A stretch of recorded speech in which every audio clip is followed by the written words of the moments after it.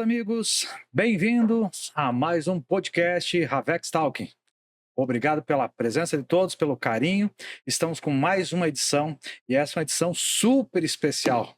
Esse cara aqui, inclusive, acho que foi o único que me cobrou num dos nossos programas ali, que eu não falei do nome dele, né? Mas a importância na minha história, a importância na história da Havex e a importância, digo mais, no mercado de rastreamento, no mercado de tecnologia, é realmente uma grande referência e é com muito carinho que hoje a gente traz para debatermos um pouquinho, para contar um pouquinho da sua história e colocar um pouquinho de o que acha do mercado, como está as tecnologias, quais são as evoluções, para onde nós vamos. Pablo Aguirre. Rapaz. Jair, obrigado. Aqui estamos nessas instalações incríveis aqui do Havex Talk. Estou impressionado. Obrigado por me chamar e espero bater um papo gostoso aqui com você. Eu que agradeço aí a participação, o carinho e principalmente disso para ti, olha, posso ter esquecido naquela entrevista de colocar o teu nome, mas a primeira que saísse, nós íamos contar um pouquinho dessa história, contar um pouquinho de tudo que a gente enfrentou, porque hoje, na verdade, tudo é uma construção, né? Ou seja, tudo é um caminho, é um trilho que você constrói, onde principalmente a gente aprende muito mais com os erros, né, do que com os acertos, né? E a gente enfrentou todos eles, né? Enfrentou grandes acertos, grandes revoluções, grandes erros para chegarmos onde estamos, né? Eu acho que a gente criou muita coisa, assim, mas a gente vai falar muito disso também. Muito bom, muito bom. Mas e aí, quem é esse cara? Quem é o Pablo? Quem é essa pessoa dentro do mercado que hoje nas nossas conversas informais, né, a gente fala em rastreamento, fala em segurança, em logística, isso, aquilo, sempre o teu nome aparece. Mas quem é você? Então, eu sou um uruguaio que veio para o Brasil muito pequeno, me formei, estudei no Brasil desde muito pequenininho, mas eu gosto de dizer que sou uruguaio porque... E eu não sabia disso. Não, você não sabia que eu era uruguaio? Bom, A minha família veio para o Brasil na década de 70 e a gente mora no Brasil desde então, meus pais, meus irmãos, mas toda a minha família expandida, né, meus avós e tios e primos são uruguaios. E é um lugar que a gente sempre volta, eu levo meus filhos para lá, é um lugar que eu tenho muito prazer de visitar. Mas eu escolhi ser brasileiro, assim, isso eu acho que é uma coisa bacana. Eu acho que em 93, eu brinco muito com o meu RG é mais novo que muita gente, né? Porque o meu RG é de 93. Então... a idade brasileira é 93. A idade brasileira é de 93. A minha idade verdadeira é bem anterior a isso, mas... E eu escolhi, e a partir disso me casei, tenho filhos brasileiros, a gente é uma família muito feliz, e o meu foco é muito na família. Fiz engenharia, e desde que eu comecei a trabalhar com logística, já praticamente 25 anos trabalhando com tecnologia de logística, partindo de roteirização, e eu acho que a gente aprendeu muito a fazer monitoramento de transporte a partir de um projeto incrível que a gente participou junto. Então, provavelmente foi o momento em que a gente se conheceu. E a partir desse projeto de 2008 da BRF, eu continuei trilhando esse trabalho, tecnologia, logística, monitoramento, gestão de risco, gestão logística, agora a inteligência artificial, tokenização, todos esses aspectos que fazem parte, que vão fazer parte do dia a dia de grandes transportadores, grandes embarcadores, para resolver um problema que no Brasil é super relevante, que é como é que a gente movimenta a carga, como é que a gente entrega, e no mundo também é um desafio importante. Mas eu friso mais um pouquinho ali. Qual foi o motivo da escolha? O que você viu no Brasil? O que teve de diferente? O que te afixou aqui? Então, assim, no começo não foi uma escolha muito minha, né? Meus pais vieram a partir da década de 70. Meu pai veio trabalhar no Brasil e trouxe a família toda. A gente somos em 4 irmãos, então meu pai mais velha, a minha irmã mais velha tinha, sei lá, 12 anos, a mais nova tinha 1 ano, 2, eu tinha 4. Então pra gente foi também uma grande mudança, né? Chegar num país novo, Tem várias histórias engraçadas em relação a isso que eu conto para meus filhos, algumas eu não posso contar, mas basicamente assim, nos primeiros anos eu mordia todo mundo porque eu não falava português, então eu não conseguia me comunicar na escola e era mordendo que a gente resolve as coisas. E a partir disso a gente começou a morar aqui no Brasil, em São Paulo, depois fomos para o Rio de Janeiro, meu pai morou em Brasília também e voltamos para São Paulo, e disso a gente começou a construir a nossa vida, assim, Jair. Eu comento isso, né? Porque cada vez que alguém me fala que eu passei por outro país, tive outras vivências, isso aqui, porque eu sou um brasileiro meio que apaixonado, né, cara? Eu acho que muitos dos negócios que a gente está implementando aqui, a gente teve já oportunidades de ir para outros países. Um exemplo, Estados Unidos, teve um período ali, eu sempre conto essa história, né? Que os Estados Unidos estava em queda ali, teve a bolha, aquela, isso, aquilo. De repente, nós começamos a receber e-mails ali, tava FBI, não sei o quê, procurando pessoas que quisessem investir nos Estados Unidos. Você já investe $250 mil, você... nos anos 2000, 2010. Isso, você gera uma contratação de 3 a 5 funcionários, você ganha o green card para a família inteira, né? Aí eu fiquei pensando... os Estados Unidos entram em crise e ele busca grana no mundo inteiro para as pessoas ir lá e investir. O mesmo período o Brasil entra em crise, dobra os impostos, gera isso, gera aquilo. Então, quer dizer, tem esse grande problema, esse grande dilema, mas em contrapartida a gente olha, mas e o país da oportunidade? Cara, a gente não fala aqui, como é que vai ser esse ano? Esse ano a gente cresceu 5%. Parabéns. Não, aqui é tudo. Tu não dobrou, tu não botou 100% em cima, quer dizer, é um país de oportunidade, tem muita coisa para ser fazer e ganhar. Eu acho que é isso, assim, é um país que tem muita coisa para ser construída. E as pessoas que se dispõem a construir são esses inovadores, esses empreendedores que estão levando o Brasil adiante, assim, né? Quem está afim de investir, quem está afim de fazer, né? A gente estava falando um pouco antes. Fazer, assim, desejar, desenhar é fácil, quero ver fazer. Executar, construir, né? É o que toma muita energia. Eu pego essa mesma deixa ali para entrar daí na primeira pergunta daí, né? Então, para fazer tudo isso, tem um nome hoje que o mercado é bonito, é logística 4.0, inteligência artificial, isso aqui, mas poucos entendem o que realmente é isso, né? O que isso significa. O que é logística? Você bateu bastante sobre isso, a minha história na logística, isso aqui, mas o que é logística? Cara, a gente tem uma questão que é como é que a gente aproxima as coisas para que o mundo consuma essas coisas. Não adianta eu querer comer frutas do interior da Santa Catarina aqui em São Paulo se ninguém trouxer para mim. Só um desejo, né? Ela tem que vir para cá. Não adianta um carro chinês lá não vai resolver o meu problema. Ele precisa estar aqui. Logística é a capacidade que a gente tem de movimentar essas coisas para que elas cheguem no seu ponto de consumo, né? Então nós estamos falando que o Brasil é a terra da oportunidade, mas para que essa oportunidade realmente aconteça, então eu preciso ver o caminho disso, ou seja, a origem, o destino, o como fazer, o quanto vai custar. Exato, assim, cada característica de produto tem uma malha, tem uma característica de movimentação. Então, o papel da logística é entender isso e encontrar soluções para os problemas que vão se apresentando.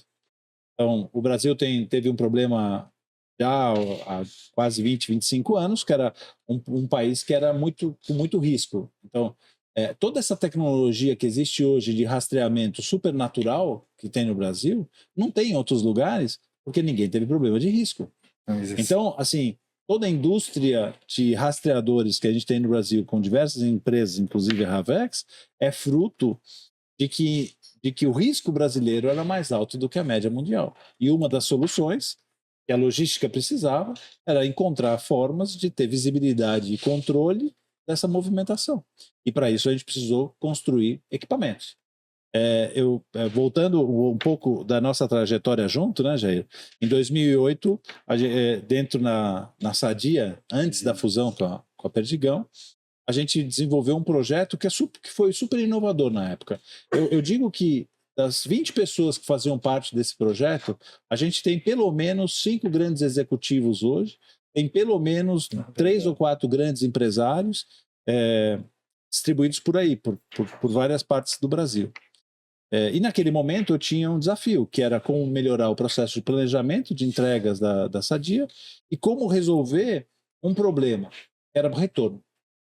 Então, assim, a gente gastava muito dinheiro tendo que mandar o mesmo produto 2 vezes. E você sabe que frango 2 vezes indo e voltando não é muito bom, né? É um produto que é perecível, precisa de tecnologia de resfriamento, uma série de coisas.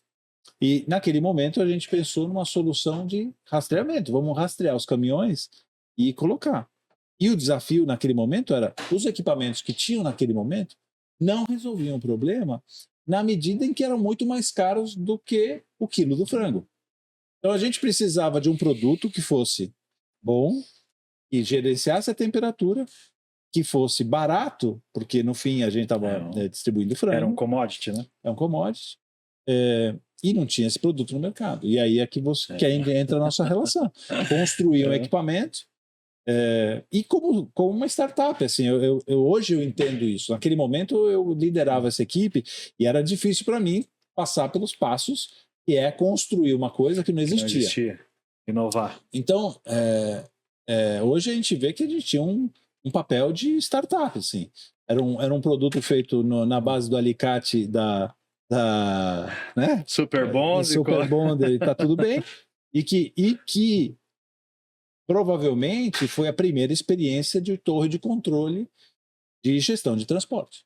Né? Eu afirmo justamente isso. Eu ia colocar um pouquinho mais à frente esse assunto, né? Mas eu acho que a gente criou história naquele momento, né? Eu, depois de todas as vivências que eu fui em outras situações, outros países, isso, aquilo, não consegui vivenciar um produto. O rastreador já existia, mas é aquilo, eu trago a posição, diz onde é que está. Ah, mas aonde ele está quer me dizer o quê? Ele está ali parado em movimento? Ok, mas ele está almoçando, ele está entregando, ele está numa devolução. Quer dizer, você saber o que realmente ele está acontecendo e transmitir aquilo para uma torre, para você online acompanhar aquilo, eu acho que não existia mesmo. Não existia, assim. O que tinha até aquele momento, algumas iniciativas, e foi o que a gente usou especificamente no time do Altemir, né, que fez algumas conversas com vocês anteriormente, já tinha um time que ficava ligando para os motoristas e... Telemonitoramento. Exato. E assim, é muito pouco produtivo. Ele tinha 150, 200 caminhões para cuidar. Assim, ligar para 200 pessoas é impraticável. Então, alguns conceitos que a gente desenvolveu naquele momento é o que hoje essa indústria utiliza. A questão das exceções, né? Só tratar as exceções. Naquele momento, a gente estava tratando especificamente retorno. Ter visibilidade em tempo real, saber a conjugação de 2 informações que até então ninguém somava. Era o que ele tinha que fazer, o que era o planejado e o que ele estava fazendo e estava executando. Então, a soma dessas 2 coisas trazia um volume de informação para essa torre que conseguiu derrubar naquele desafio, sei lá, em quase 80% o retorno que tinha na Operação Sadia. Mas todos são temas sistêmicos, a gente fazia parte de um sistema. Os retornos não aconteciam só por causa dos processos de transporte. Então, por isso que eu dizia que naquele time, a gente tinha um time que chamava Manufatura. Eu tenho um grupo que chama Manufatura por causa disso, de uma série de executivos que estão espalhados pelo mundo. Tem um grande amigo, Glauco, está morando em tudo da mesma escola, Holanda, tudo no mesmo período. Todo no mesmo período, fazendo coisas diferentes, mas resolvendo problemas dentro de uma grande operação que a Sadia tinha naquele momento. E tu acha que essas pessoas todas aí que você disse que cresceram, evoluíram, viraram empresários, isso aqui, seguem o mesmo conceito hoje? Ou seja, aquilo que a gente aplicou naquele momento ainda é uma realidade para hoje? Eu acho que todo mundo aprendeu uma forma de resolver problemas, né? Com inteligência, com olhar qual é a causa raiz, definir processos de melhoria contínua, construir soluções escaláveis, ou seja, não adianta resolver alguma coisa com uma pessoa ligando. Se tem uma pessoa ligando, não vai funcionar. Assim. Quando tiver dois, não vai ter duas pessoas ligando. Até que tem um outro lado também da qualidade da informação, Exato. né? Quer dizer, eu estou ligando e eu estou recebendo, eu estou em tal cliente. Mas será que ele está mesmo ou não? Sim. Exato. Então a gente conseguiu dar luz a todo um processo de distribuição e que rapidamente a gente expandiu, depois de um piloto de, sei lá, menos de 3 ou 4 meses, a gente expandiu para praticamente toda a Operação Sadia, depois toda a Operação Perdigão, e ela continua até hoje, seguindo seus caminhos, com novos desafios a partir daquilo. O que foi bacana é participar daquele momento. Assim, o nascer. Era um equipamento que não existia, tendo que resolver um problema que ninguém nunca tinha conseguido resolver, em um tipo de caminhão que sequer tinha rastreador naquela época. Ou seja, só existia rastreamento para carretas e caminhões pesados. Não existia produtos para caminhões leves. Então, essa soma, treinamento de motorista, nunca até então eles seguiam processos em cargas pesadas, mas por conta de gestão de risco, e uma dificuldade enorme de seguir processos. Na logística, a gente precisava de processo. A gente precisava que o motorista dissesse quando saía, quando chegava, em que momento ia almoçar, em que momento ia voltar para o CD.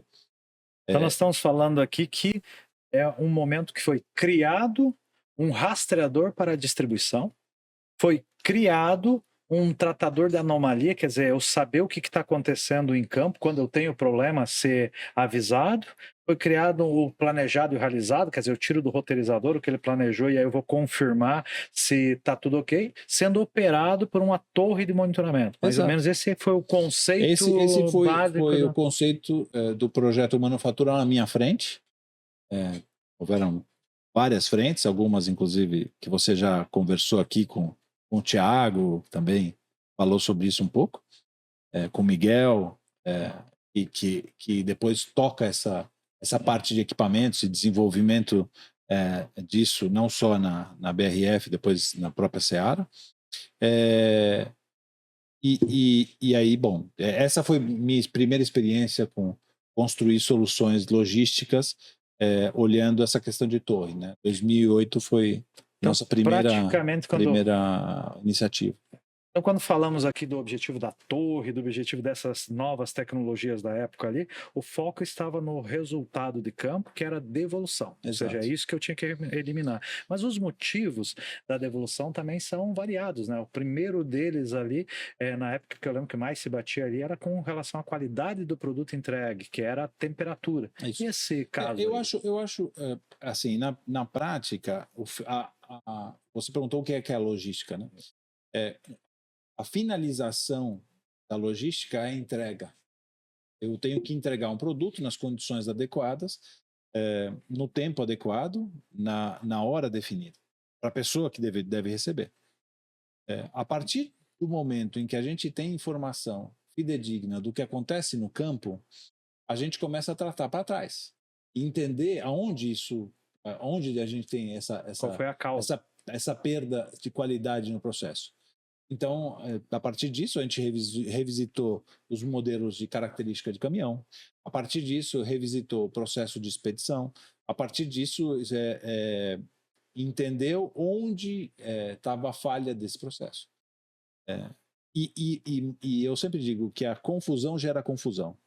Então, em processos que têm devolução muito alta, esses produtos acabam voltando para campo em condições inadequadas. Então, resolva o problema e o problema será resolvido sozinho. Então, ao a gente conseguir medir de uma forma adequada e reduzir as causas fundamentais de devolução, a gente percebe que a operação começa a melhorar sozinha. Porque ao não ter produto velho, estragado no armazém, ele não precisa voltar e dar problema. Então, ele foi entregue na primeira tentativa, o melhor custo, com a hora adequada, e aí a gente consegue ter uma logística adequada para esse fruto. Da fabricação até a entrega, com controle, medindo os indicadores e dando visibilidade dos processos. Estamos falando isso aí de quase 20 anos, né? 17, 18 anos É atrás, mais isso, ou menos 2000, isso, né? é isso. E eu olho hoje os nossos indicadores e as ferramentas de uso hoje, praticamente usa-se o mesmo padrão ainda, né? Ou Eu acho seja, que se usa a mesma evoluiu, filosofia. o conceito é o mesmo. O conceito é esse. A questão é, aí teve muita inovação tecnológica a partir de então. Sim, Eu digo que na época a gente inclusive de preocupava. objetivos, assim, até de objetivos. A torre não mais só precisa cuidar de entrega, ela pode cuidar de transferência, ela não só mais começa a controlar qualidade, mas ela começa a controlar custos, ela não só começa a resolver é, é, os problemas de transporte, mas ela começa a olhar para filas, né, dentro dos armazéns e as saídas dos CDs, Meio que e aquilo tudo que isso era. ela começa a melhorar. Aquilo que era uma torre de monitoramento, uma pessoa do transporte, agora a gente vê o vendedor, por exemplo, acompanhando também. Tem um aplicativo e A acompanha visibilidade, o que está exato. acontecendo. A gente vê o supervisor acompanhando também, a gente vê o promotor de venda Exato, acompanhando também. e isso são soluções que são criadas a partir disso. Ou seja, antes pensar nisso era bom, assim, Já eram antes, setorizados e exato. ninguém falava, Em vamos falar com o outro, sei lá, né? em 2007, quando a gente começa esse projeto, tinha muita restrição. Assim, se eu tenho muito problema, é muito difícil dar visibilidade, né? É porque eu vou mostrar meus problemas. Então, você precisa ter um certo nível de confiança na sua operação para que você consiga dar visibilidade das coisas. Então, a partir de uma operação estável, a partir de uma operação que tem níveis de qualidade adequados, aí a gente começa a dar visibilidade. Com essa visibilidade, as pessoas adquirem uma coisa muito interessante, chama confiança. Ele acredita que vai funcionar, então ele já para de olhar porque ele tem confiança de que vai olhar, porque existe a visibilidade. Eu comento até sobre isso, né? Um case negativo para nós ali, que nós montamos o aplicativo Cliente 360, que é um aplicativo de acompanhamento do tracking pelo cliente final, né? Eu fui mostrar para uma diretoria num projeto gigantesco que a gente estava em andamento e mostramos e brilhou os olhinhos de 4, 5. E uma semana depois eu estava com o cancelamento do contrato, né? O que é isso? O pessoal da logística avaliando, tu é louco mostrar um negócio desse? Se a gente vai mostrar a realidade para o nosso cliente, nossa, nós quebramos, nós fechamos as portas. Então, tinha esse momento de ocultar a informação. Eu sou tão imperfeito que eu não posso mostrar, mas eu acho que a perfeição ela vem justamente da visibilidade disso, da transparência disso para realmente arrumar o problema e não esconder. Eu acho assim, você falou a palavra certa, é transparência. Eu preciso ter alguns estándares de qualidade para ser transparente, também não achar que eu vou tomar bola nas costas toda vez. Então, eu acho que é um passo. De cara, uma operação muito ruim, mostrar que é ruim, não vai resolver. Claramente não vai resolver. A gente precisa ir para o primeiro estágio, que é melhorar a operação. Aí, a partir desse estágio, ótimo. Qual é o próximo? Eventualmente, a visibilidade. Aí, qual é depois? Bom, beleza. Aí eu começo a dar transparência. Existem os momentos, então, para se envolver. Então, falando sobre isso, né? Então, logística é justamente controlar todos os processos, eu vou ter que descobrir qual é o momento de eu entrar, de eu sair. Por onde começa isso? Quando a gente fala, então a gente está falou de vendedor, falou de entrega, falou de motorista, falou de diversas coisas. Mas onde é que começa a logística? Quando fala no transporte, onde é que ela começa? Cada cadeia, cada produto tem uma malha de logística e tem uma malha de transporte. Então, se você olhar uma empresa de alimentos, eventualmente a operação de transporte começa a partir da coleta de grãos, ou a própria coleta de árvores, ou a própria coleta de cana-de-açúcar. Então, diz que é desde a matéria-prima, todos os processos. Porque eu cada um deles tem especificidades. Eventualmente, não é todos que você coloca dentro de uma mesma torre. Você pode fazer torres com objetivos diferentes ou uma grande que trate objetivos diferentes. Mas cada pedaço de transporte vai te dando o todo. Que é o conceito da rastreabilidade, né? Ou seja, eu posso ter um produto que chegou lá no consumidor final com problema, mas a anomalia foi o tipo de ração que foi dada para o frango, por exemplo. Eu acho as consequências. assim, isso de alguma maneira existe, não necessariamente no papel logístico, mas, por exemplo, se eu não digo que tenha acontecido, mas você pega e compra um frango com salmonela, você olha lá e você vê o lote, e se a Receita Vigilância Sanitária identificar aquilo, você pega o lote todo e descarta. Tá? Então, no transporte, e se esse produto contamina alguma coisa, eu deveria avaliar toda a cadeia e identificar onde isso contaminou e, eventualmente, me livrar de tudo que está contaminado. Agora, para isso, eu preciso ter controle. Eu preciso saber aonde aquele frango saiu da granja, como ele chegou na fábrica, como ele foi produzido, aonde ele foi armazenado. Mas isso é logística também? Tudo é logística. Tudo é logística, então. Tudo é logística. Então, logística, no final das contas, toda a movimentação. A informação. Então, ou seja, eu tenho que ter ferramentas para registrar, ferramentas para ter o controle, mas a logística em si é o dado. E o que eu fiz daquele dado, as consequências, mais ou menos, que eu posso entender. A informação do fluxo é o que garante controle. Então, é o dado. Eu preciso saber. E aí a gente fala uma outra viagem que eu estou trabalhando nesses últimos tempos, que é a tokenização, né?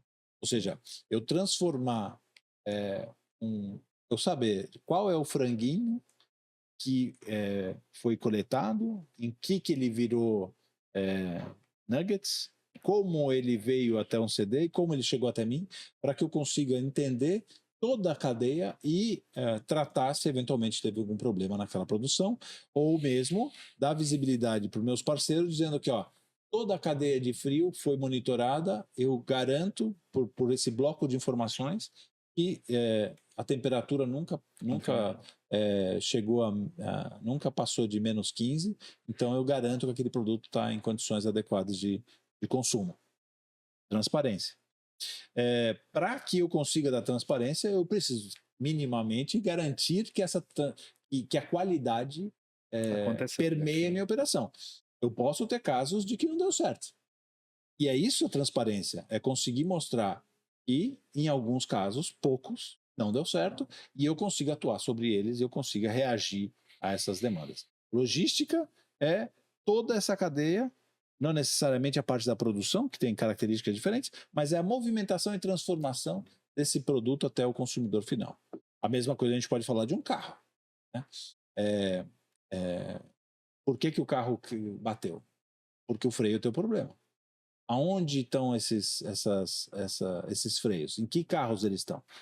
Então temos que fazer um recall de todos os carros que tiveram esse freio que tem o problema. Então, se eu, em algum momento, deixei freios num armazém e não monitorei para onde eles foram carregados e para onde eles vão ser usados, amanhã vai bater um carro com um freio que deveria ter sido tirado de linha. Então, é isso, assim, é controlar toda a cadeia. Pessoal, já passou o tempo do nosso intervalo, né? Quando a conversa é boa, ela se expande e a gente esquece da hora, né? É isso.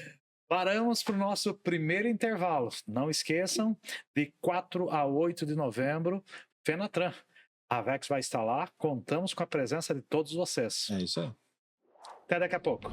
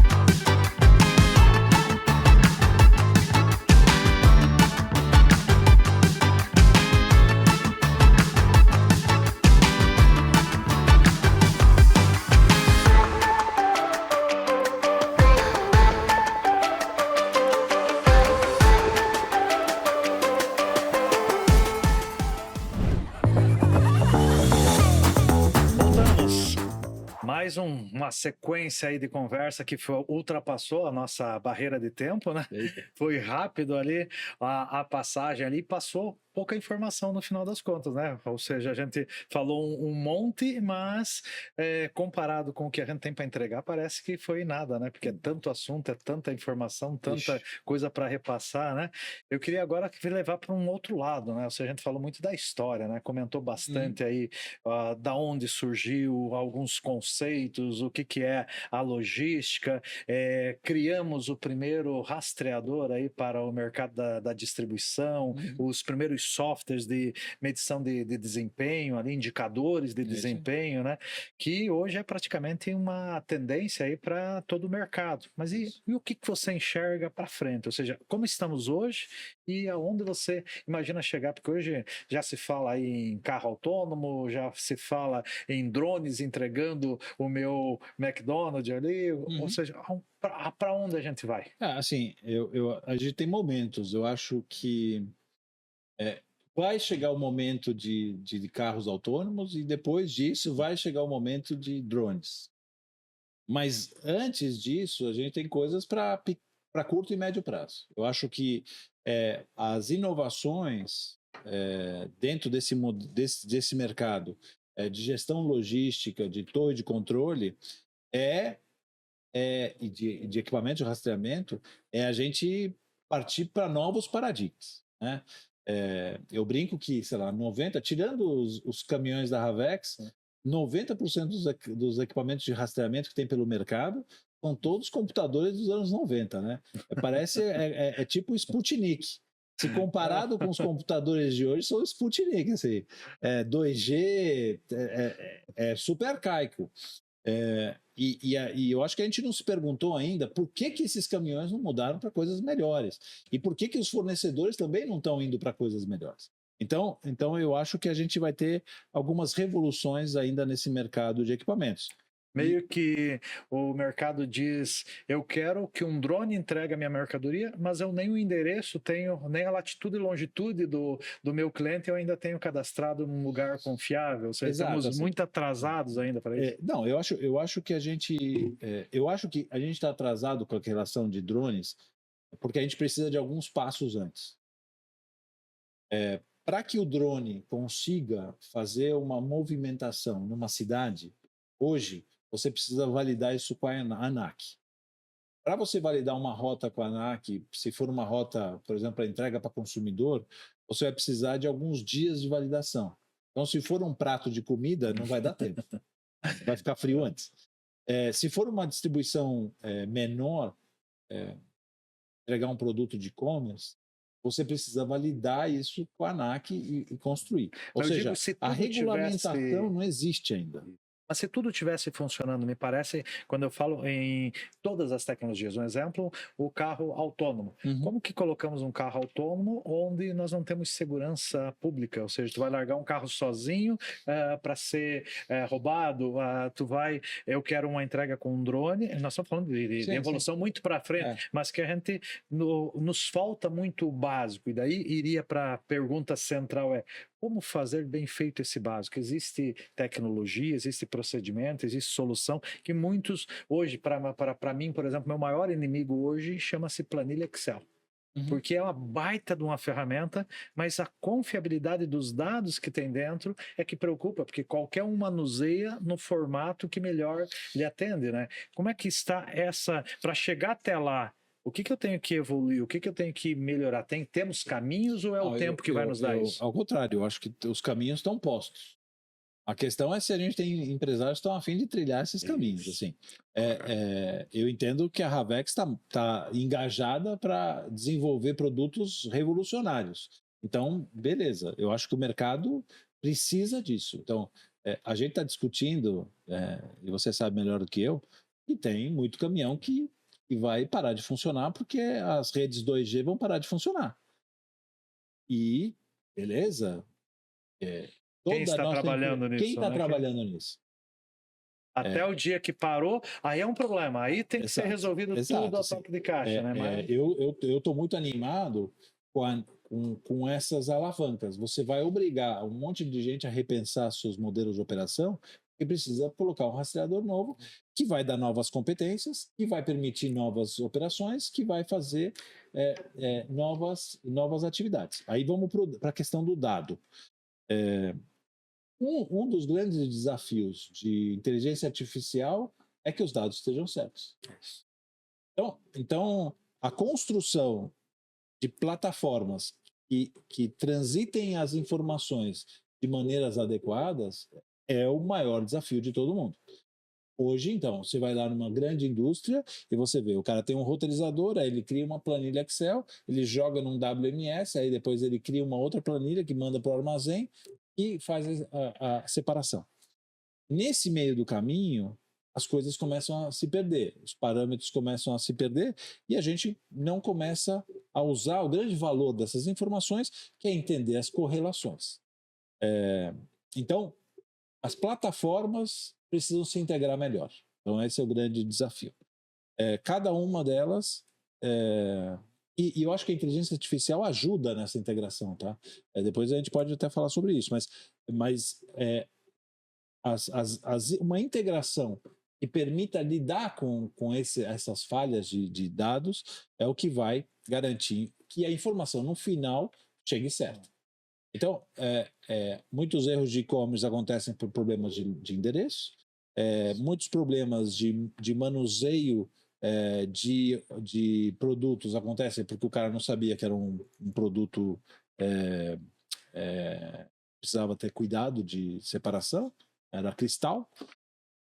Então, tudo isso precisa transitar nessa plataforma para que com isso a gente consiga fazer novas soluções de inteligência artificial, usar machine learning, usar o que agora eles chamam de LLM, são as de linguagem natural, e vai conseguir conversar e tirar das empresas uma série de atividades que é o manuseio desses Excels. São essas passagens intermediárias. Essas daí eu acho que é uma coisa de curto prazo que a gente vai ver acontecendo já já. Então nós criamos um novo modelo, um novo conceito alguns anos atrás, no que tratamos no capítulo anterior, e agora nós temos que trilhar um novo trabalho para atingirmos essa nova excelência, essas novas tecnologias. O que será que é mais difícil? A criação daquilo que não existia no passado ou a adaptação agora para chegar nesse novo? Eu acho que os dois são iguais, assim, são dois desafios, né? E os problemas para construir isso estão dados.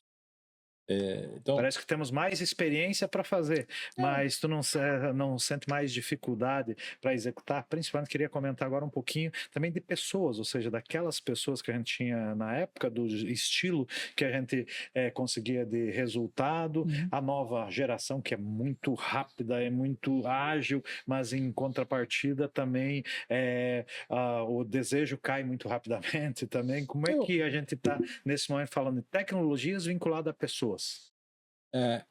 Eu acho que toda essa parte de inteligência artificial vai obrigar as pessoas a não fazerem trabalhos repetitivos, porque isso vai ser feito por equipamentos, por produtos, por ferramentas. Tipo, Alexa, liga a luz, liga a TV, desliga a TV. Isso tem que ser eliminado. Então, assim, cria a planilha de Excel, cria a planilha de Excel e manda para a equipe do Jair, e aí o cara vai saber que a equipe do Jair são 4 nomes e ela vai mandar 4 e-mails. Então, hoje tem uma pessoa que tira a planilha, cria um padrão, põe no Excel, manda para 4 pessoas. Eu vou chegar lá e falar assim, então, agora faz o procedimento lá para o Jair, que é pegar o Excel, separar para as 4 pessoas e mandar. Então, isso é um novo paradigma de pessoas. As pessoas vão precisar, primeiro, entender o que essas inteligências artificiais estão propondo e construir a partir disso. E aí, assim, hoje, como você disse, as pessoas são naturalmente digitais. Elas já nasceram com o celular na mão. Elas já nasceram mexendo com jogos.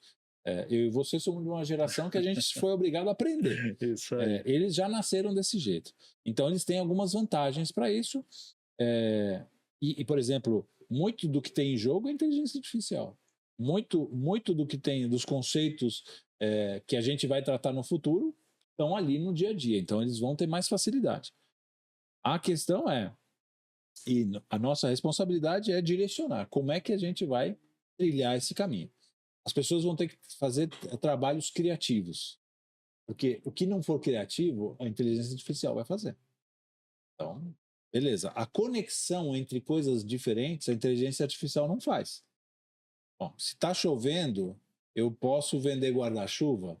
Talvez seja natural para a inteligência artificial resolver. Mas se está chovendo e as pessoas estão de guarda-chuva, talvez elas precisem de galocha. E talvez ela não consiga propor isso. Mas uma pessoa talvez consiga. Então, o complementar e, de alguma maneira, liderar a inteligência artificial para que siga caminhos. Ou seja, ela só aprende o que a gente diz para ela aprender. Muito bom, muito bom. Ó, isso é para vocês registrarem, levarem aí para os seus análogos ali, porque é uma informação muito importante. Agora, é importante conhecermos as ferramentas, né? Vi que você falou ali, falamos de logística, como, onde, isso, aquilo, e apareceu ali roteirizador. O que faz o roteirizador? Uma experiência que você teve boa sobre isso? Não, a roteirização foi o meu primeiro trabalho com logística lá em 2002, eu acho, 2003. Eu era consultor de roteirização, né? Eu estava pensando sobre isso. Quando eu comecei, nem sequer mapas tinha. Então, a gente digitalizava mapas do antigo Quatro Rodas. Você lembra do Quatro Rodas? Eu acho que a molecada não sabe o que é o Quatro Rodas. Quatro Rodas era um livro, aqui em São Paulo tinha esse tamanho, e ele era um monte de mapas recortados, que você tinha que ver as coordenadas, e você olhava como é que chegava nos lugares, assim. Alguém te mandava, você pegava um táxi, falava, vamos lá para Anhanguera. Aí o cara falava, tá, chegar na Anhanguera eu sei, mas do posto até a casa que eu tenho que ir, aí o cara ia lá na pagininha, olhava e tal. Então a gente digitalizava esses mapas para conseguir organizar um pouco melhor já uma distribuição grande que tinha, isso no final dos anos 90, começo de 2000. Já com os algoritmos são praticamente os mesmos. Isso é um desafio que a gente vai ter provavelmente no mundo de roteirização a partir de agora. Mas o que mudou muito foi a estrutura de dados. Então, imagina que em 2008, 2002 não tinha Google. A gente não colocava o endereço lá e sabia onde tinha. Então, você tinha que ir no mapa e tentar descobrir. Então, eu comecei na época da pedra lascada com roteirização, e a partir de então sempre é um processo que eu venho acompanhando muito proximamente para ver para onde a gente vai. E no fim, uma das coisas que a gente tem um grande desafio na roteirização é a capacitação das pessoas. Porque o especialista de roteirização, ele é um analista e fica fazendo esse trabalho por 4, 5 anos. Aí depois vem outro que eventualmente perde um pouco daqueles processos iniciais e começa um novo processo. Aí as coisas começam a se perder. Aí você dá um golpe de consultoria para dar uma melhorada, mas esse cara vai sair daqui a 3, 4 anos de novo. Novamente. Então, o que eu acho da inteligência artificial? Ela vai resolver esses desafios.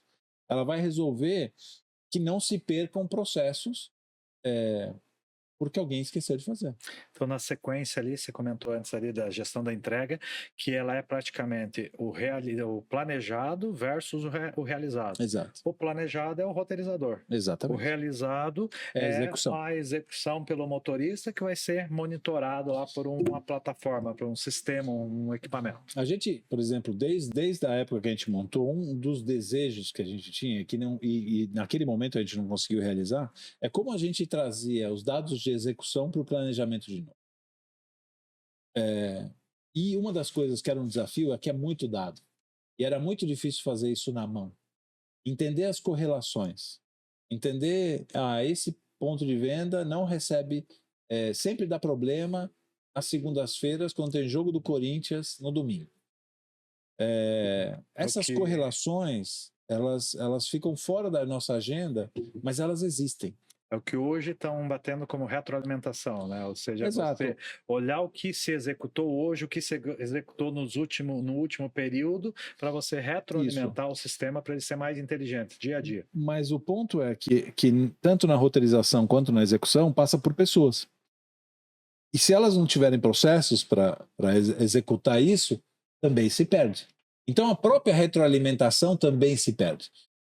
E uma das coisas que eu acredito que é uma próxima onda de sistemas, de software, de ferramentas, é que vai conseguir interpretar e retroalimentar automaticamente as melhores opções.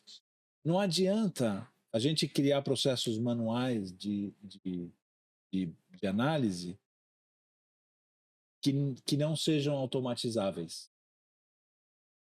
E para isso a gente precisa plataformas, e para isso a gente precisa fluxos, e aprender e entender sobre isso. Então, eu acho que a gente está bem próximo de, por exemplo, ter software de roteirização que automaticamente testam 3 ou 4 variantes antes de tomar a decisão. E tomam a decisão qual é melhor. Uhum. Hoje, por exemplo, só dá tempo de fazer uma. O cara testa, ele decide esse aqui é o melhor jeito de fazer. Aí vai lá no dia a dia e faz. Só que os dias mudam. E aí, eventualmente, outras opções trariam melhores resultados. Em roteirização, antigamente se trabalhava em cima de um desenho de uma rota fixa, né? Ou seja, eu vou botar esse caminhão que vai fazer esse percurso. Mas pode ser que na segunda eu saí com 1 tonelada, na quarta eu estou fazendo a mesma rota e estou saindo com 2, e na sexta eu saí com 500 quilos. Quer dizer, Exato. Essa é a dificuldade, você criar não uma rota desenhada, mas criar o melhor ambiente, o melhor resultado para aquele dia, para aquela operação que você tem no dia, né? Assim, eu estava pensando sobre isso, tá ali por volta de 2002, 2003, um projeto que eu fiz com uma empresa de cigarro. Aí os roteirizadores falavam, não, cara, que a gente precisa, esse tipo de ponto de venda precisa receber antes das 9, porque como o cara paga em dinheiro, se ele for depois das 9, o pessoal da Ambev passou e leva o dinheiro do cara. E aí eu chego lá e o cara não quer comprar o que ele pediu. Mas em contrapartida, no risco, mas daí desde as 9 da manhã eu tô com dinheiro, a chance de eu ser roubado também é maior. Então tem os altos e baixos. Era um pepino. E hoje, por exemplo, isso não é mais um problema, porque ninguém mais paga em dinheiro. Exatamente. O dinheiro acabou. Então, tem muitas coisas que aí eu chamo que são as políticas. Qual é a política? Cara, a gente não vai mais andar com dinheiro, cara. Até é tão fácil pagar hoje. Paga por Pix. O cara paga por Pix, eu valido na hora, eu só entrego se ele já pagou, tá tudo bem. Isso foi uma coisa que a tecnologia já resolveu. E a gente já tem plataformas que incorporam essas informações e conseguem dar visibilidade. Mas tudo passa de integrar essas múltiplas informações. Vamos falar um pouquinho agora sobre qualidade. Ou seja, fizemos o planejamento, a execução, temos indicadores para ver o desempenho. Aí vamos voltar um pouquinho mais na temperatura. Ou seja, nós precisamos garantir a qualidade, você ter uma faixa de temperatura que tem que ser permanecida para que o produto não ultrapasse ali a sua faixa de qualidade mínima ali exigida, né? Então nós criamos na época ali um tempo de viagem. Dentro desse tempo de viagem você tem que uma eficiência de viagem. Então tu é bom se 70% do tempo da tua viagem você ficar entre 0 e menos 5, vamos dizer assim. E aí o rastreador controlava isso. Para que eu preciso tanta informação, tanto detalhamento? Para que eu preciso que o motorista cumpra aquele procedimento? Que tipo de problema eu posso ter com isso? Eu acho assim, tudo parte de que cada produto tem especificações de transporte ou de operação. Então, a gente tem problema com os produtos alimentícios com temperatura controlada, eu preciso garantir que ele chegue na temperatura que o cara comprou. Se eu descongelar uma pizza que deveria chegar congelada, na hora que o cliente abrir, ela vai estar todo o queijo de um lado. E ele vai achar, péssimo. Então ela não pode descongelar. Se por outro lado, teve um momento da minha carreira que a gente começou a colocar leite, o HT, dentro de caminhão congelado, porque a gente queria fazer uma única entrega para restaurante. E aí beleza, só que o leite congelava. Por quê? Porque era mesmo na parte resfriada, era muito baixa a temperatura assim, igual, né? E o HT não precisa, ele não precisa ter controle de temperatura. Então, uma das coisas que acontecia é que o cara ia olhar o leite e tirava lá e estava separado a gordura da coisa. Era horrível. Ele não gostava, ele devolvia o leite. Então, a gente precisa seguir as garantias de qualidade até o ponto da gente entregar para o nosso cliente. E, em alguns casos, a gente precisa olhar até como ele armazena. Tipo, um transporte de produtos alimentícios não pode ser transportado junto com produto químico, com produto de limpeza. Isso para mim é quase óbvio. Assim. É básico, né? É básico. Mas às vezes bota aqui alimento, eu posso botar tudo junto. E não é assim, não é. Então, cada cadeia de transporte tem uma especificações de coisas que podem ser misturadas e que não devem ser misturadas. E daí você voltando atrás um pouquinho, que tudo é baseado no planejamento. Então, se eu não tiver um produto que roteirize isso, não, primeiro eu tenho que saber onde é o meu cliente, quanto eu tenho que entregar, mas além disso tem que saber qual é o produto para mim saber se eu posso também colocar naquela viagem, naquela carga junto com o outro. Qual é a característica do caminhão? Tem 1, 2 ou 3 temperaturas? Ah, tem 3. Então podem ir hipercongelados, congelados e resfriados. Ou carga seca, por exemplo. Tudo bem. Na expedição, o cara tem que saber que o congelado tem que ir no congelado, o resfriado tem que ir no resfriado, o seco tem que ir no seco. Então, o processo de qualidade permeia toda a cadeia logística e ela precisa garantir até a ponta. Então, dado que eu preciso garantir até a ponta, se eu não tenho indicadores, se eu não tenho métodos, se eu não tenho uma metodologia de medição, eu não tenho controle. Se eu preciso de controle, eu preciso ter uma forma de medir. Então, a partir daquela construção, uma das coisas que a gente colocou na distribuição é controlar a temperatura. Mas a gente também não pode fazer alguma coisa hipercomplexa que não vai ser executada. Então, a gente não pode se enganar também. Então, a gente tem que encontrar um meio termo de uma capacidade operacional e uma capacidade técnica para que eu controle aquilo. Então, naquele momento, por exemplo, a gente não conseguia dar posição a mais do que 3 ou 4, uma posição a cada 2 ou 3 minutos, 3 ou 4 minutos, ou 5 minutos. Então, se eu colocasse faixas muito fixas, eu ia perder muita eficiência muito rápido. Então, eu tinha que ter um pouco de cuidado. Hoje em dia, eu já tenho mais posição. Então, eu poderia ter controles mais apertados.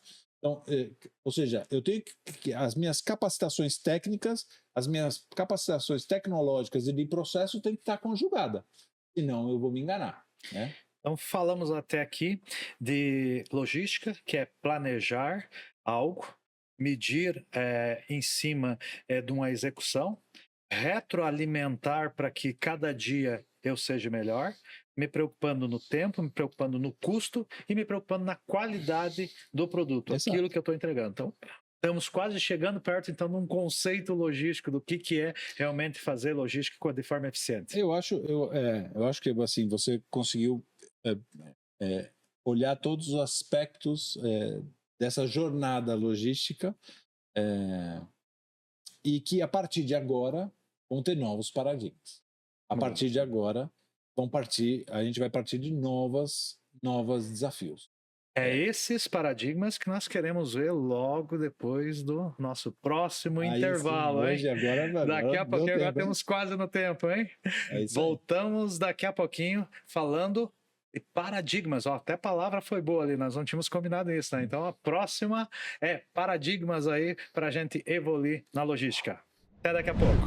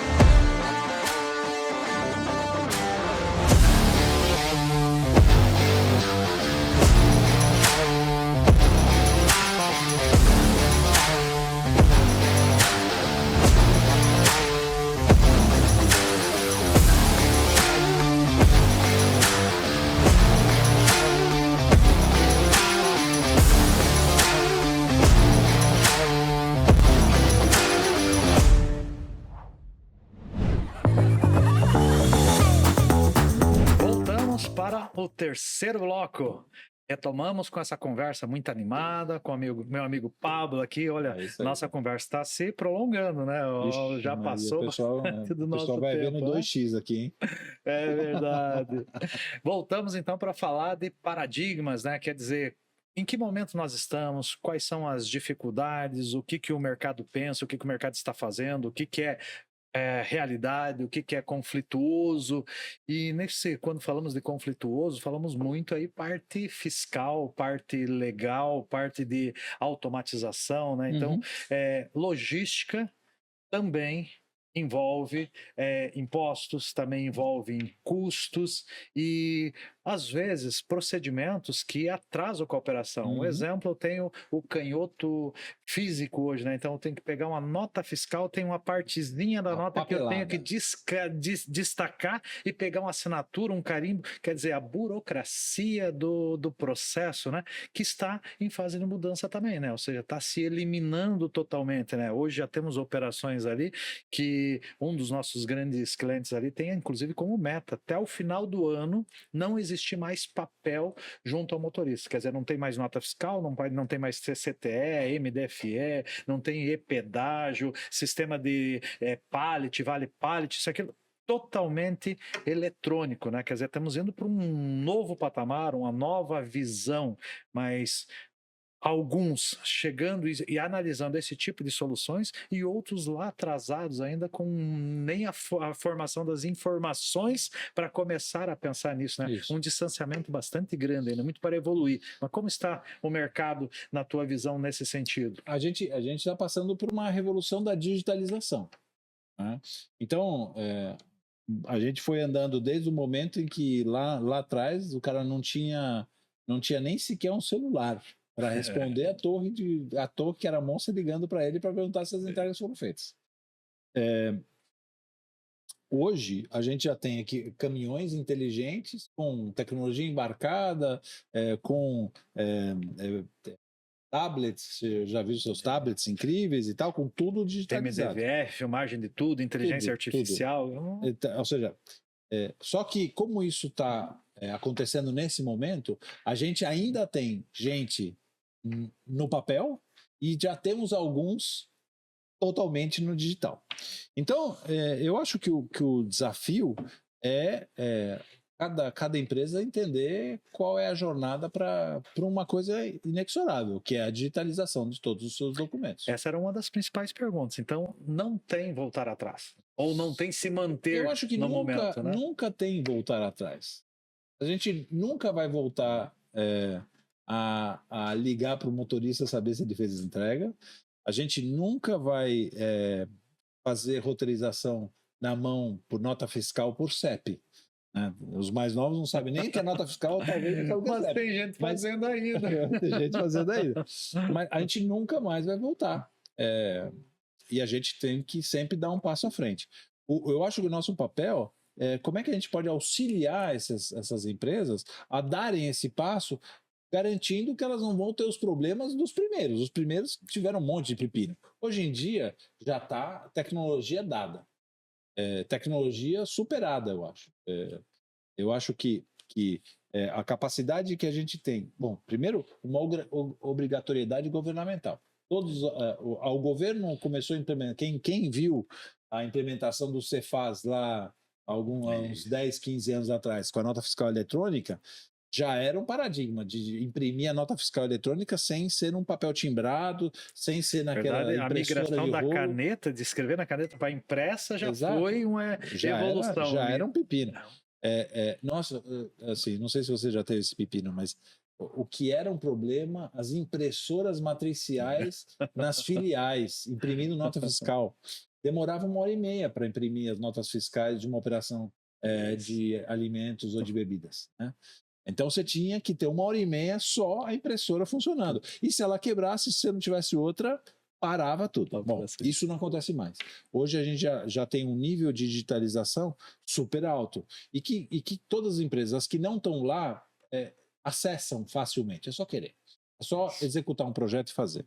E para onde a gente está indo? Então, a gente está indo em planejar colocar essa informação para o motorista, esse motorista colocar a informação para o cliente de entrega, eu validar fiscalmente que aquela entrega foi executada baseada numa foto, num canhoto eletrônico, numa assinatura eletrônica, numa confirmação de endereço, numa latitude e longitude, e colocar de volta para a área financeira da empresa o recebível. Eu acho que esse é o grande barato de toda essa cadeia digitalizada.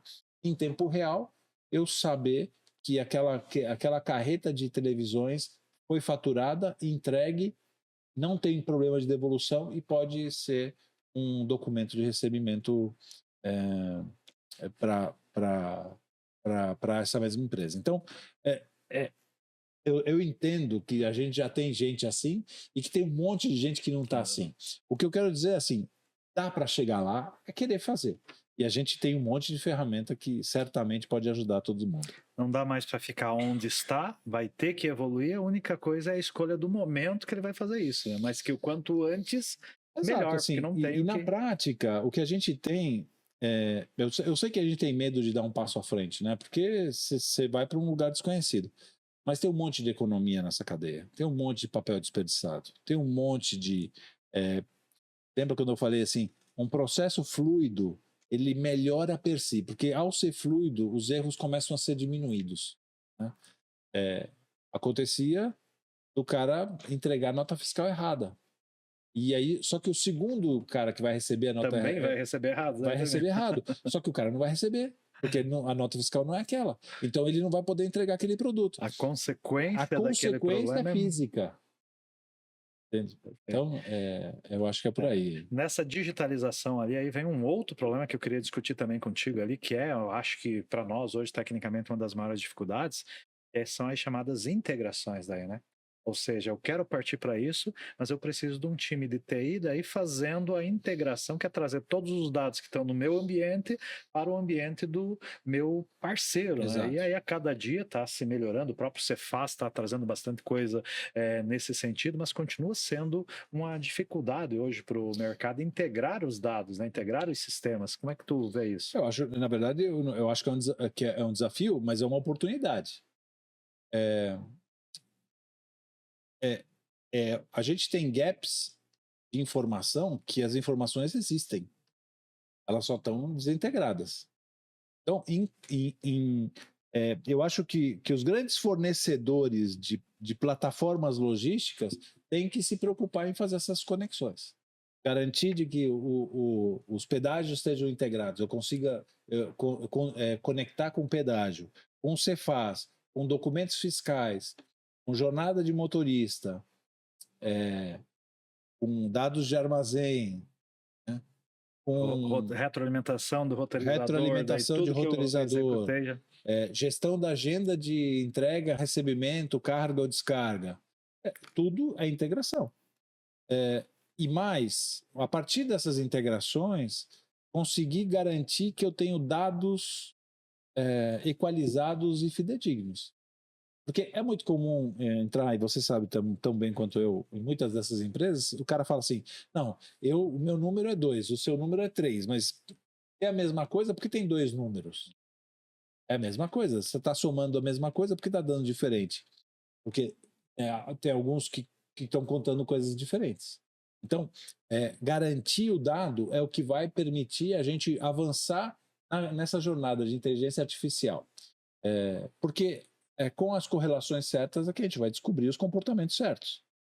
A gente vê um mercado aí sobre isso, né, que é o e-commerce, né? Ou seja, todo mundo bate ali, nossa, excelência logística é o Mercado Livre, é o Magazine Luiza, porque eu comprei de manhã e já me entregam à tarde, que eu deveria, numa agroindústria, trabalhar do mesmo jeito. Mas são cenários completamente diferentes. Você pega no e-commerce uma pessoa que está em casa com o desejo de receber aquele produto. Você mandou uma mensagem, estou chegando, ele desce lá na portaria receber já um produto alimentício, vou atender um supermercado, isso aqui, tu tem uma agenda, tu tem uma fila, tu tem... Como melhorar esse processo logístico para a gente ter ganhos muito parecidos aí com o que tem o e-commerce versus aí esse mercado que é totalmente diferente? Ou seja, será que não está faltando também essa mudança de cabeça, de insight ali de, não, eu preciso agendar, mas eu preciso cumprir, eu preciso receber, eu preciso tornar o cara que está me entregando eficiente para que amanhã eu seja eficiente também, para que eu receba no horário. Como é que tu enxerga essas divisões de mercado? Eu acho assim, para cada característica de cadeia, vai ter uma característica de qualidade que cada mercado tem. Então, eu quero receber uma pizza em meia hora, eu acho que eu quero receber um cosmético em 3 horas para poder usar, perfume. Eu acho que, bom, beleza, se eu quero carne congelada para amanhã, talvez eu possa receber em 6 horas. Os supermercados e mercados também têm essa questão, assim. Ele não pode ter estoque de mais de cerveja, mas também não pode ter estoque de menos. Não pode faltar, não pode Qual é a sobrar. velocidade que eu tenho de resposta de cada cadeia depende de como eu vou lidar com essas políticas. Hoje em dia, a gente tem tecnologia para resolver esse problema. Dependendo das características da cadeia, dependendo das características do produto, a gente consegue entregar. Se eu quiser entregar milho verde como se fosse uma pizza saindo do entregador, eu acho que a gente tem. O que provavelmente vai acontecer é que o preço dessa entrega vai ser tão cara que talvez não valha a pena eu vender esse milho verde. Mas é uma questão de característica de relação de preço e custo. Não vale a pena eu entregar meia caixa de cerveja para um bar a cada 3 horas, porque é muito caro. Então você diz, solução tem para tudo, né? Daqui a pouco eu não posso entregar para ti. Eu entrego um caminhão de cerveja, eu saio com o caminhão sempre carregado. Eu não posso entregar a cada 3 horas uma meia caixa de cerveja para ti. Mas daqui a pouco vai ter o outro fornecedor que consegue. Ele vai pegar 10 caixas e vai comprar de você. Então o que a gente precisa dividir os nichos, é saber onde é que a gente está situado, qual é que é o nosso trabalho, qual é que é o nosso objetivo e separar esses nichos, né? Eu sempre comento nesse sentido, né? Porque eu pretendo ser bem didático ali com o pessoal que está estudando a área de logística, claro. Isso, aquilo, como transformar esses conceitos, né? Porque às vezes tu bota logística entregar o mais rápido possível. Não é entregar o mais rápido possível. Não é o mais rápido possível. Não é o mais rápido. Depende da operação, o que foi contratado, o que se espera, especificações. Né? Tem uma questão que é valor, né? A mesma cerveja que você compra no mercado é a que você toma na boate. A diferença é o preço. Então, no mercado ela está quente e ela está no engradado de 12. No bar ela está gelada e ela é recebida a qualquer horário. Então, dado isso, em cada momento de consumo tem um custo, tem um preço a ser validado. Então, por exemplo, eu receber uma pizza com uma Coca, eu vou pagar mais caro na Coca do que eventualmente se eu for no mercado e comprar a mesma Coca quente. Eu acho que o principal desafio da logística é garantir que as especificações do que você vai executar está dentro da expectativa do seu cliente. Também não adianta você falar para o cara que vai entregar uma carreta de cerveja de manhã e ele tem um monte de gente querendo consumir essa cerveja e chegar 2 dias depois. Porque você não vai vender aquela cerveja. E aquela cerveja não vai ser tomada nunca mais. O meu domingo, às 9 horas, eu quero comprar cerveja para o meu almoço. Se eu chegar às 2 da tarde, lá já não existe mais a necessidade daquele pedido. Né? Se de duas uma, se você chegar lá e não tiver a marca que você quer, ou você escolhe outra, ou você não toma. Então, não tem outra saída, né? Então, eu acho que o nosso papel é garantir que a gente vai estar no lugar certo, no preço certo, na hora certa. Para a gente finalizar ali as questões técnicas ali, queria um comentáriozinho ali sobre o pensamento ali na minha concepção, o segredo da logística, principalmente para a logística de resultados, está na unificação dos setores, unificação das informações, um pensamento único, transparência que a gente comentou anteriormente. Então, quer dizer, eu preciso ter um vendedor fazendo uma venda. Mas se ele for mensurado, medido apenas pelo quanto ele vende, eu vou ter um resultado que é, se eu vender hoje numa região e amanhã eu escolher uma região diferente e eu só vendo o resultado, eu atingi minha meta. Mas que aquilo que eu vendi hoje, alguém vai ter que entregar no dia seguinte. Se eu sair da minha rota, do meu plano, eu vou atingir minha meta, mas o caminhão vai se danar, né? Exato. Então, quer dizer, eu não posso ter metas mais setoriais. O quanto eu vendi, o quanto eu movimentei no armazém, o quanto eu transportei, o quanto eu entreguei. Não, é uma meta coletiva. Então, eu bato bastante sobre isso, que o segredo final daí da logística, depois de todo esse aparato de informações que a gente tratou, precisa ter uma área analisando esses dados de forma conjunta, as gerências trabalhando os problemas de forma conjunta, onde é que está a causa geradora do problema, e começar a atuar para que sim, eu tenha essa retroalimentação de forma eficiente. E aí eu acho um ponto que a gente conversou, é assim, essa questão de uma plataforma integrada que mostre para todo mundo a mesma informação. Com transparência, com velocidade, em tempo real, que a gente consiga ver todos esses dados ao mesmo tempo e todo mundo vê o mesmo dado. Eu acho que esse é o desafio, o paradigma que a gente tem que perseguir. Enquanto a gente tiver dois números, a gente não vai conseguir criar um único indicador que mostre o sucesso do fim até o começo. Eu tenho um case real que aconteceu comigo, eu sempre uso o mesmo exemplo ali, né? Mas nós tínhamos um grande embarcador, um grande cliente nosso, e ele pedia para a gente demonstrar os números, né? Acompanhar a demonstração mensal ali dos números, né? Então, numa dessas reuniões, estava eu presente lá, louco para falar, né? Então, olha, agora vai apresentar o comercial. Olha, quero dar parabéns para o comercial, porque nunca vendeu tanto. Todo mundo palmas para o comercial. Agora vem um armazém, olha, a gente nunca movimentou tanto, quero dar parabéns para a minha equipe que nunca movimentou tanto. Vamos lá no transporte, vou dar parabéns para o transporte que nunca entregou tanto. Mas se todo mundo está de parabéns, como é que a companhia está no vermelho? Por quê? Porque todo mundo mostra aquela informação que lhe interessa, porque cada um tem um indicador, cada um tem uma planilha Excel. Então, eu mostrei o quanto eu vendi, mas eu não mostrei quanto voltou lá no 100 pedido, né? Ou seja, que não existia aquele pedido. Exato. Eu mostrei o quanto eu movimentei, o quanto eu carreguei, mas eu não mostrei o quanto de shelf errado que eu carreguei, que daí voltou porque a data não era ok, né? Então, quer dizer, as informações precisam ser tratadas, precisam ser unificadas e elas serem dirimidas por a equipe em conjunto, onde envolve inclusive até o cliente, né? Porque um bom percentual disso tá lá, o cara fez o pedido, mas daí não vendeu, chegou lá, tá a área da armazenagem dele cheia, ó, não tem o que fazer, devolve o pedido. É um problema também que tem que ser avaliado, então ele é coletivamente, né? Eu acho, no fim, a gente tem que definir indicadores que permeiem toda a cadeia, né?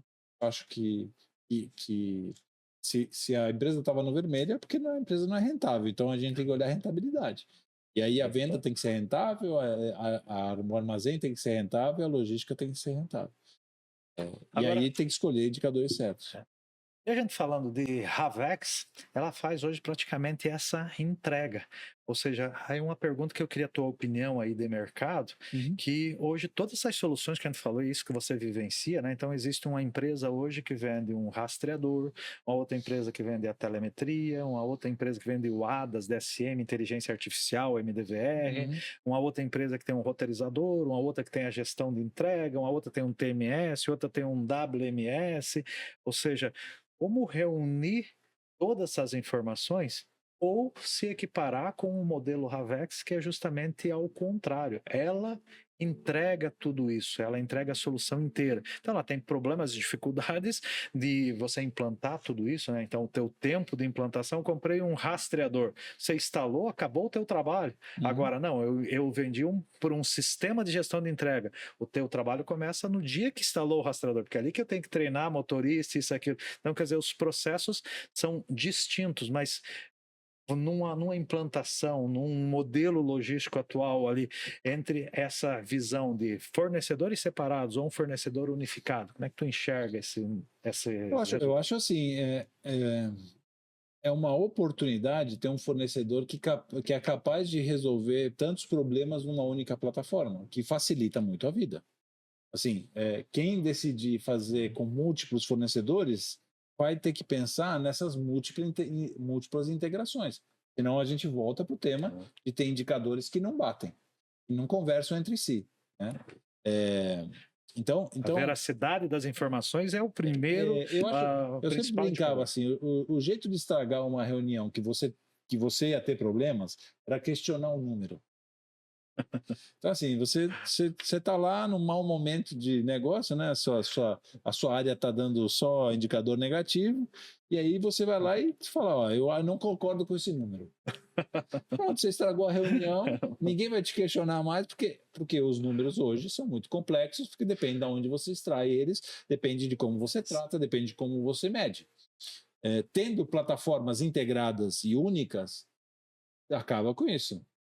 O número, o cara vai falar assim: se você não conseguiu ver na plataforma, você entra lá e vê, mas vamos em frente. E não vai ter mais essa discussão. Então, eu acho que passa. Eu acho que tem dois tipos de benefício. O primeiro benefício é assim: eu ter pequenas aplicações super sofisticadas, específicas, exigem que eu tenha múltiplas integrações.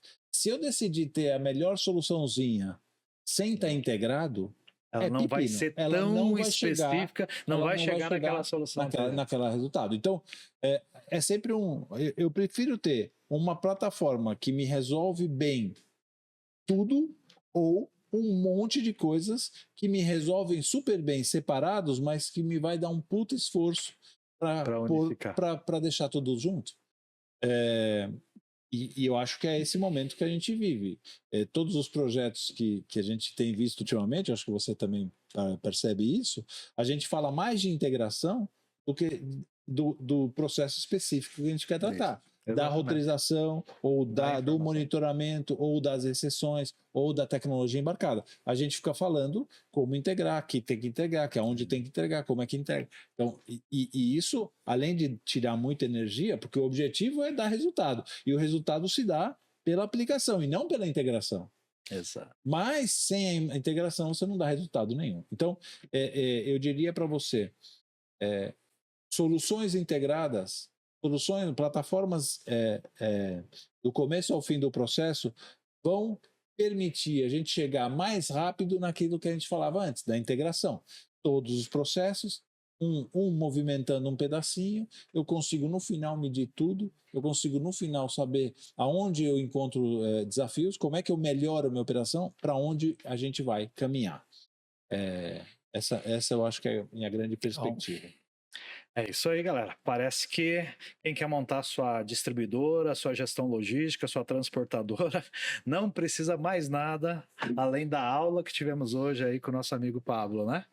Muito bom, só temos a agradecer. Mas eu quero agora teus cumprimentos finais aí, teus recados aí, fique à vontade para a gente. Para mim, muito obrigado por me receber, assim, foi um prazer falar sobre logística. Como você sabe, eu sou capaz de falar horas e horas sem parar. Eu espero que cada um tenha extraído a informação necessária para ir em frente, para aprender alguma coisa, e também voltar e me der feedback e falar: cara, não achei que você falou grande besteira, ou a gente poder discutir isso aí pelos mundos das redes sociais e falar um pouco sobre esses conteúdos e continuar esse papo. Isso aí que é bom. Quem quiser, acione aí o Pablo aí nas redes sociais, acione a Havex, larguem as suas perguntas, seus comentários, se gostaram, né? Que esse é o objetivo desse programa, é tentar transmitir um pouquinho da experiência de cada pessoa, transmitir as nossas ideias de visões de futuro e o nosso presente, o que a gente tem que evoluir nesse momento para conseguir construir um futuro melhor, né? É isso aí.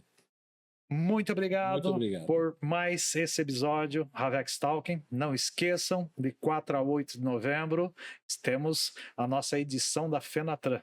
Convidados todos vocês aí para estar no nosso stand lá na Fenatran. Muito obrigado. Grande abraço, até uma próxima. Até mais.